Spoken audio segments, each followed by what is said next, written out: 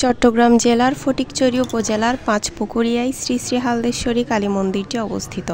লোকমুখে শুনেছি প্রায় অনেক বছর আগে হালদা নদীর তীরে শ্রী শ্রী হালদেশ্বরী কালী মন্দিরটির অবস্থান ছিল, কিন্তু কালের প্রবাহে হালদা নদী ভাঙনের ফলে এই মন্দিরটি নদীর স্রোতে বিলীন হয়ে গিয়েছিল।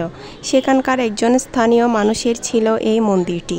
নদী ভাঙনের ফলে এই মন্দিরটি নদীতে ডুবে গিয়েছিল এবং সাথে সাথে সেই সব মানুষের ঘরবাড়িও নদীর স্রোতে বিলীন হয়ে গিয়েছিল। ঘরবাড়ি নদীর স্রোতে বিলীন হওয়ার ফলে তারা সবাই শহরে বসতি স্থাপন করেছিল। অনেক বছর পরে শ্রী শ্রী হালদেশ্বরী কালী মা সেই পরিবারের একজনকে স্বপ্নাদিষ্ট করেন যে তারা যেন আবার একই জায়গায় মায়ের মন্দিরটি স্থাপন করেন। সেই সাথে সাথে তিনি এও স্বপ্নাদিষ্ট করেন যে শ্রী শ্রী হালদেশ্বরী কালী মাতার গায়ের রং যেন নীলবর্ণের হয়। হালদেশ্বরী মা যার স্বপ্নে এসেছিলেন তাকে সব কিছু স্বপ্নালোকেই বলে গিয়েছিলেন এবং লোকটি বলেছিল, মা আমাদের তো কিছুই নেই, ঘরবাড়ি সব শেষ হয়ে গেছে, আমরা তোমার সেবা কী করে করব। মা তখন স্বপ্নালোকে বলেছিলেন, তোরা শুধু আমার মন্দিরটি স্থাপন কর, আর তোদেরকে গড়ে দেওয়ার দায়িত্ব আমার।